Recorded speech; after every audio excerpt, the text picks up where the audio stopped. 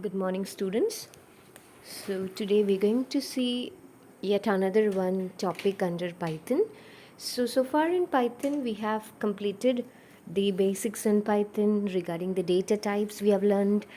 We have seen the different conditional statements that are in Python, and we have seen the looping statement, iterative statements in Python.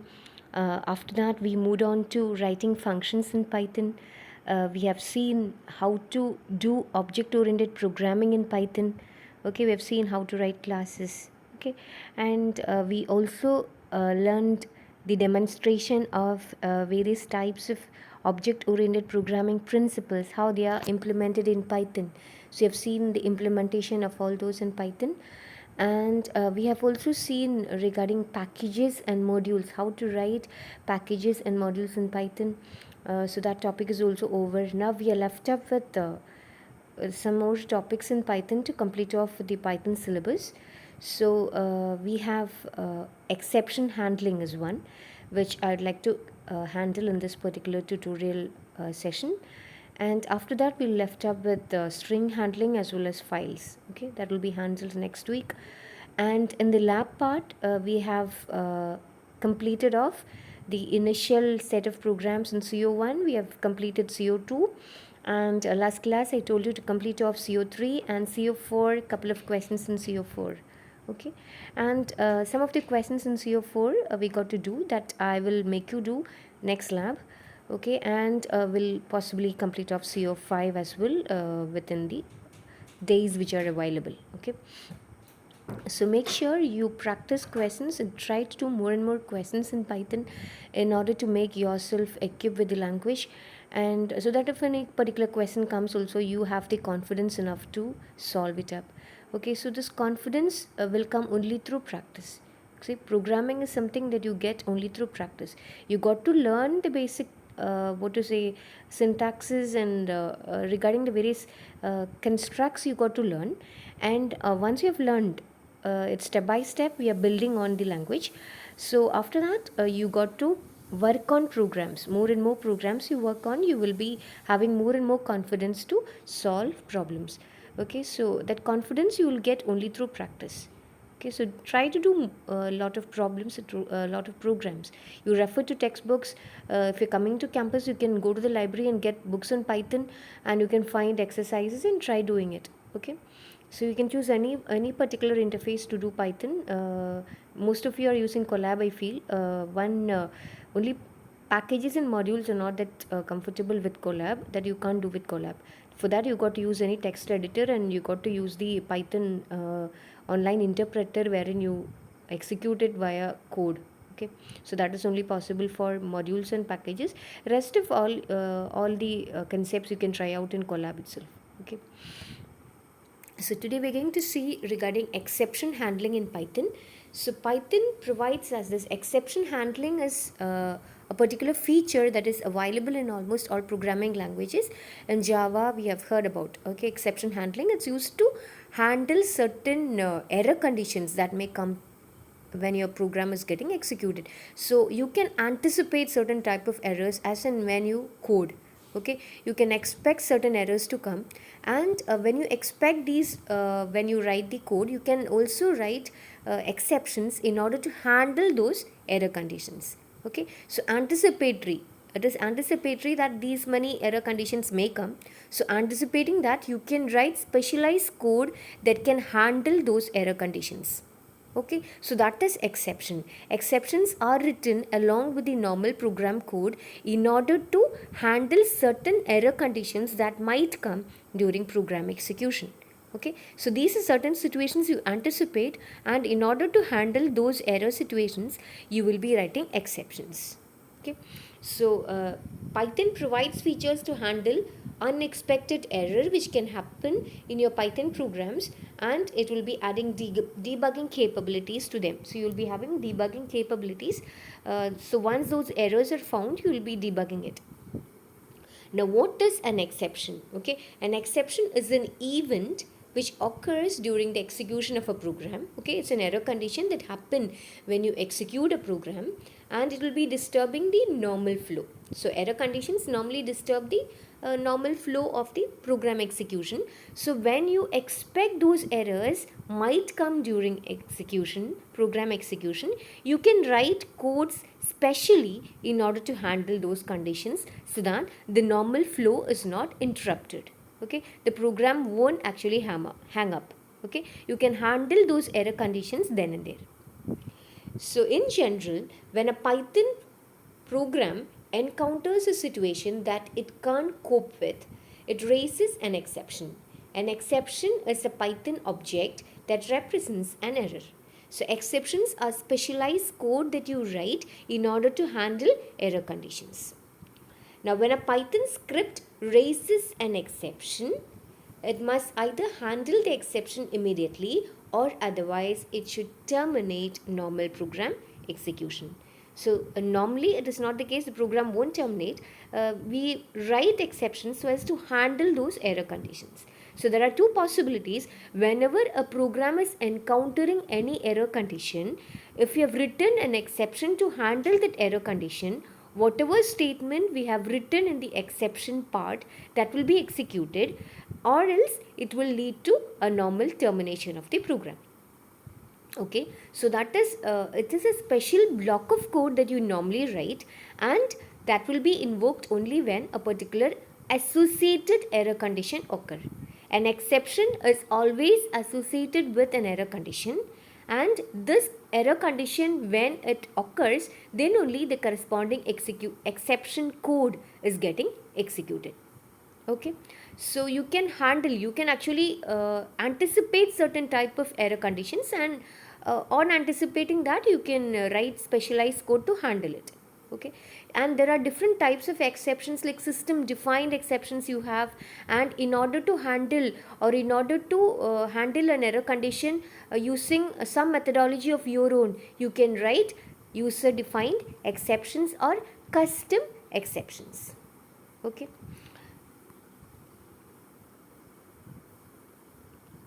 So handling an exception. So if you have some suspicious code that might raise an exception, you can defend your program by placing the suspicious code in a try block. Okay. After try block, you should include an except statement followed by the block of code which will handle the problem as elegantly as possible. So if you anticipate that a particular block of code would result in a particular error, you can place that block of code in a try block. That is, you will be adding that code into a try block. Okay, you will be inserting that code into a try block. Okay, it's an indented block. Try block is an indented block, and to that block you will be inserting the code which you would suspect to have an error condition to come when executed. Okay, now followed by this particular except code, you will be having an except section. Okay, that code you will place inside a try block, and whenever that code is generating an error condition, what is the methodology to be followed in order to tackle with that error condition, that set of code you will write in the except block. Okay, so you have two blocks here. One is your try block, wherein the code that would generate an error condition is placed, and once that particular try block is generating an error condition, how to handle that is written in the except block.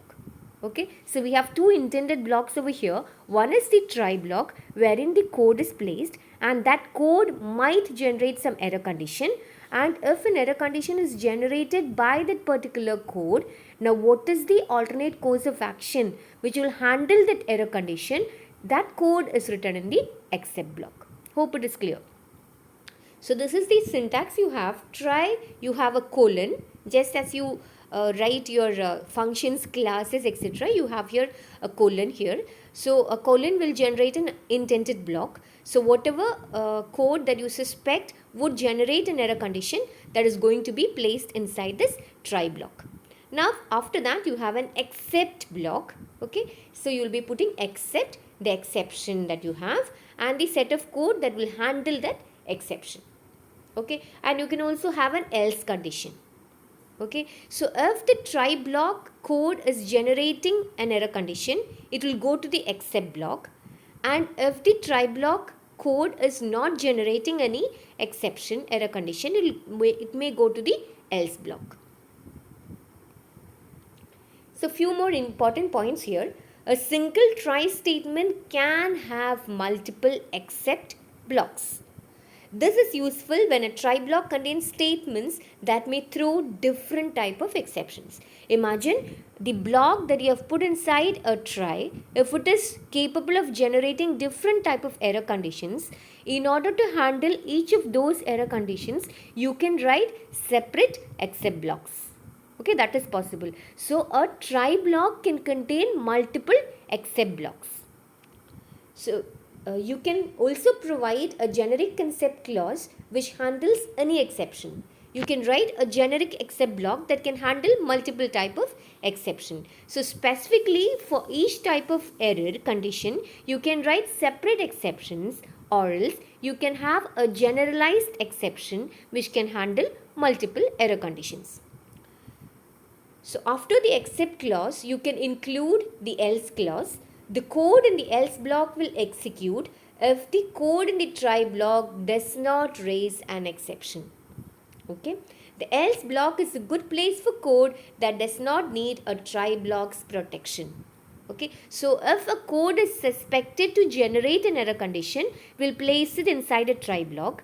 An else block that is following the except block in the try, that else part of the try is the place wherein you can put a code that never generates any error condition, the normal code.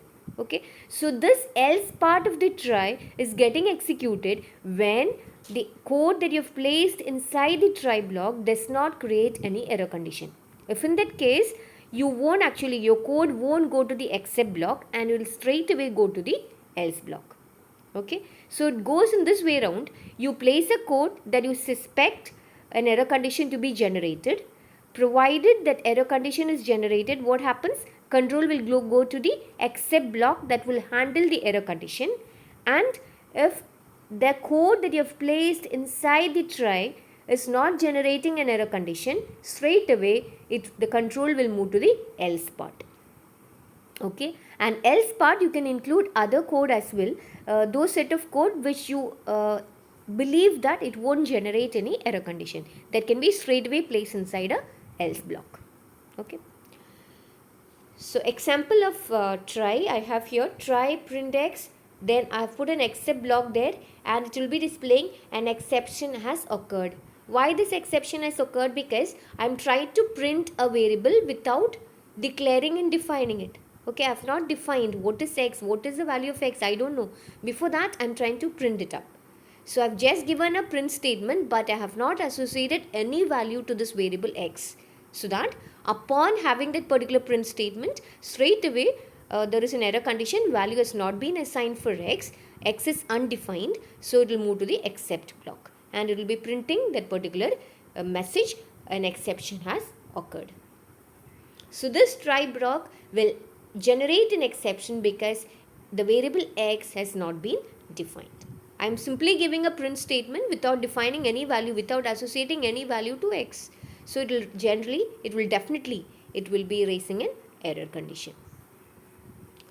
Another example, try, I am printing a hello statement over there and this is my except block afterwards.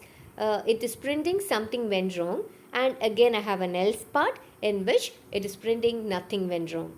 Okay, so when this block is getting executed, I am just printing hello, so there is nothing wrong in that, so that there is no error condition that is generated by the code I have put in the try block. So because of that, the statement in the else part will be executed and it will be printing nothing went wrong. Fine. Now we have another keyword which is called as finally. We have another block called finally block. So this finally block, if specified, that means not mandatory. If specified, it will be executed regardless if the try block raises an error or not. Okay, this block is not mandatory, optional, but if I am writing a finally block, it will be executed for sure, no matter if the try block code has generated an error condition or not. Okay, I've placed a code inside the try block suspecting that that particular code would generate an error condition. Okay, and I've put a finally block afterwards. It means that whether or not the code that I have placed inside the try block is raising an error condition or whether it is not raising an error condition, the code inside the finally block will be executed for sure. Okay, so whatever code you place inside a finally, that will be executed no matter whether the block of code I've placed inside try generates an error condition or not.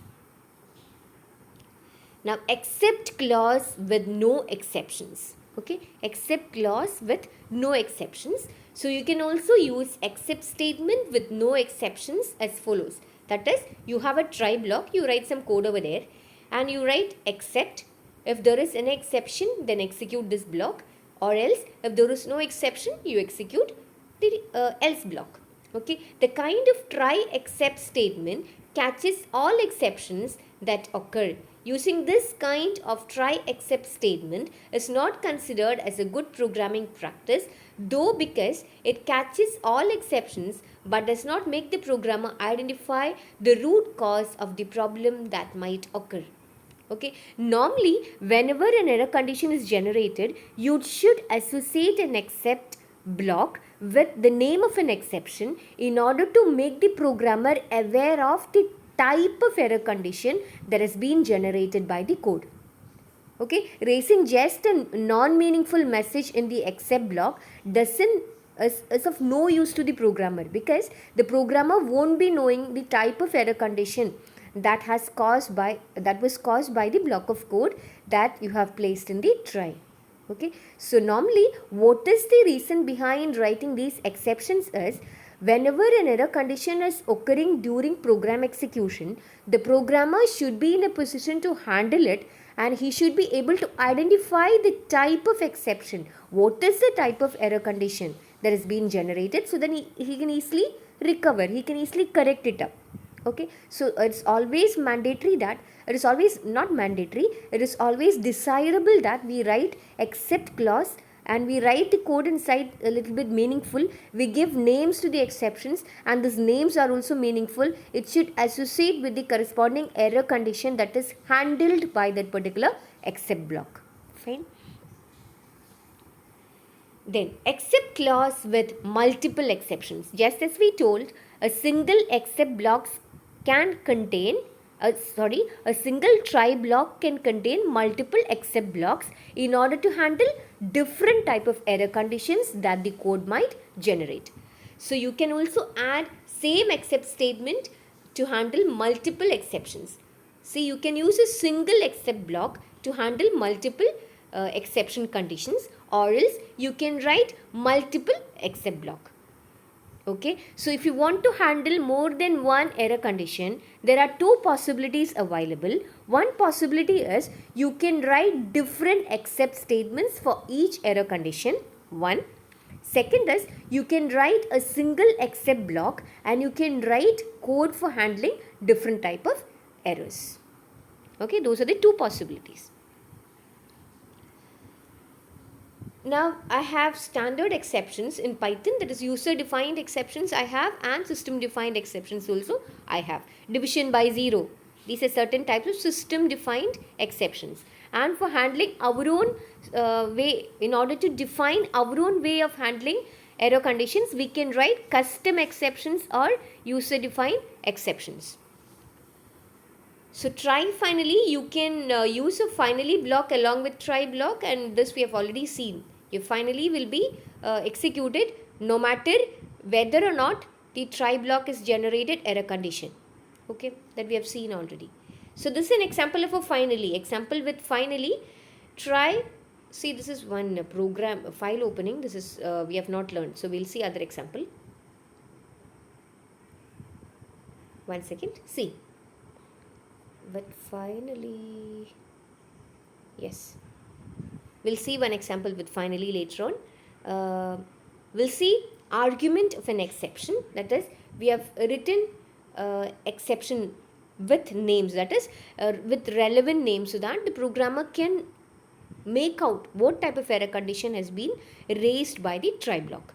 So here we have while true, my code is while true, then I've given the try block there, try, then I'm getting an integer, okay, n is equal to input, enter an integer. Now n is equal to int of n, okay, either you can put int input, we normally put like that, okay, int input, enter an integer, or else you can give that input statement, so that will be a string and you got to convert it to integer. So n is equal to int of n, and then I put except block over there, and I've given the name for the exception that I'm going to handle through that except block, that is called as value error.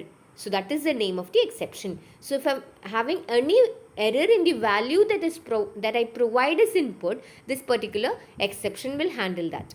Okay, so from the name itself, it's clear that this exception is used to handle situations wherein the user is providing a wrong value as input. So print, great, you have, see, inside the except block I'm printing no valid integer, it's not a valid integer, please try again, okay, and outside the except block I'm giving the print statement, great, you have entered a valid integer. So if I'm providing a valid integer as input, I will go to the statement after the except block, because it's not creating any exception, so it won't enter the except block. So the control will move to the statement after the except block, and it will be printing the statement you have entered a correct valid integer.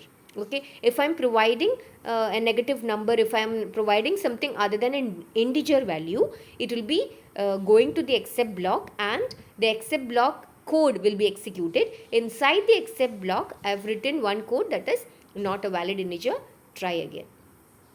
Okay, so this is one way to have except codes written, which will help to have the type of error that the except block is going to handle. So I've given there except value error. Okay, now raising an exception. So I can create user defined exceptions, and I can give the raise statement in order to raise that particular exception. Okay, so whenever I invoke an exception, normally with exceptions we say we raise in the exceptions, we raise exceptions, we invoke functions but we raise exceptions. These are certain terminologies which are associated to certain concepts. When we have functions, we normally say we invoke, okay, for exceptions we normally say we raise exceptions. So you can raise exceptions in several ways using raise statement. So syntax goes like raise the exception name. Okay, so here exception is the type of exception, and argument is the value for the exception argument. Now argument is always optional. If not supplied, argument is none. Exception takes no argument. If you are providing any argument to the exception, you can provide the argument within bracket, or else if you are not providing any argument, it means that the exception is not taking any argument. Final argument, traceback, is also optional, and if present is a traceback object for the exception. Okay, so final argument there in the syntax, it is called traceback, and the purpose, that is also rarely used, very optional, and if it is present, it is used to trace back the object used for exception. So the control is going back to the statement which have raised the exception. Example of raise exception over here, I have a try block there, and I am inputting an age value, int input, enter age. Okay, and I am using that particular value in a condition. If age is less than 18, so whatever age value I have taken as input, if that value is less than 18, I will be raising an exception by name value error. So I give raise value error. Okay, else if my age value is greater than 18, I'll be printing age is valid. Okay, and now I'm providing that particular except block over there. So in that except block, I give, in that except block I give the age is not valid. Okay, so I have here, if the age is less than 18, I'll be raising a value error, and if the age is greater than 18, I'll be printing age is valid. Okay, and I have an except block over there. Inside that I'll be printing age is not valid. So that is the except block that will be executed when I give the raise statement over there. So when I give the statement raise value error, control will go to the except block and it will be printing the statement age is not valid. So in this particular example, whenever I give an age that is less than 18, the control will be it will be raising a value error, and control will move whenever it encounters the statement raise value error. It will go to the except block and the code inside the except block will be executed. Provided if age is greater than 18, what happens? A normal print statement age is valid that will be executed. Okay, so this is how you raise exceptions. You give the statement raise exception and that particular name of exception that you include in the except block, except the name of the exception. Now you can raise exception along with a message. Okay, whenever you give raise exception, you can do it with a message. So this is an example to illustrate that. You have again a try block here. You're getting an input that is a positive number you're getting, and you're checking whether the number is positive. So you're going to check whether it is less than equal to 0. You're going to check.